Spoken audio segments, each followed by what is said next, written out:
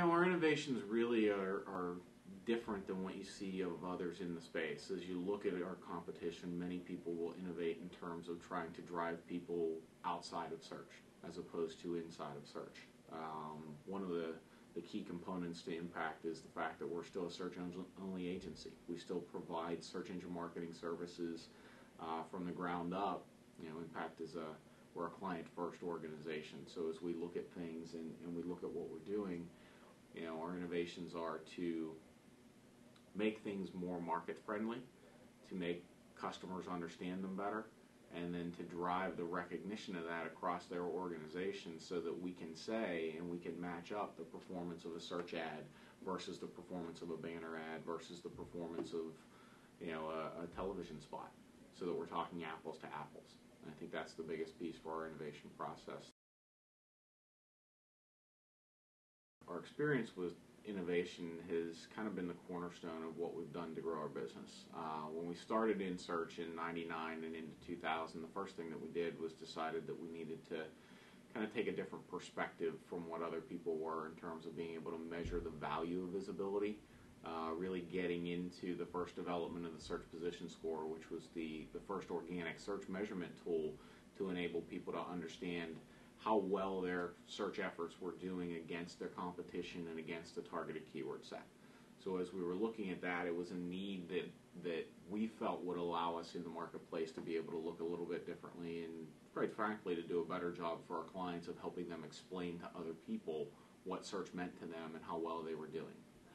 I think the second piece of that then was, that next step was to say, not only are we providing them information, but we got to have a good way to share it, and that's really what drove us into developing the ExstoNet that eventually became the ExstoNet. So we developed it in one platform and then eventually built it into another to be able to share and collaborate with our clients. We look at things to say, how do we make our clients' business better? How do we make our business better? How do we make ourselves more efficient? And how do we make sure that we're bringing the knowledge that we have over 10 plus years in this space to bear every day, every hour for every client across the organization? So we can do bid management a better way than just simply looking at the performance of a keyword. We can look at why that keyword performs the way it does and why on a given day it might change. And that's what adaptive bidding was for. And then down the road we have things like the targeted rating point system, which is it's an entry point to persona development behind keywords. And we're always trying to answer that question of why did somebody do their search in the first place? And the more we know about that person, the better we're going to be down the road. So the innovation was not just about how do we buy keywords. It was about how do we buy people. And then on the other side of that, not long after TRP was concepted, we brought along brand attachment value.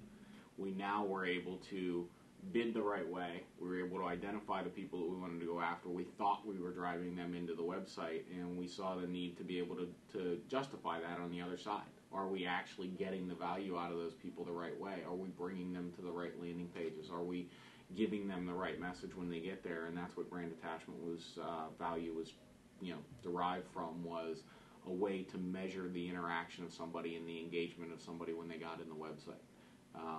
We have many clients that don't have direct online conversions. Their conversion occurs offline. We have many clients that have leading conversions where, yes, they sell online, but in the process of getting somebody to a sale, they might have to do 5 or 6 different searches. And if we're cutting people off just simply because they don't buy in one transaction, we're not able to grow clients' businesses. So we looked at all those things and said, how do we better understand that? The next innovation then was to say, let's build an engagement metric, which is what brand attachment value is. It's a measurement of the individual actions that are occurring inside of the website and how important those are to the conversion path on the other side.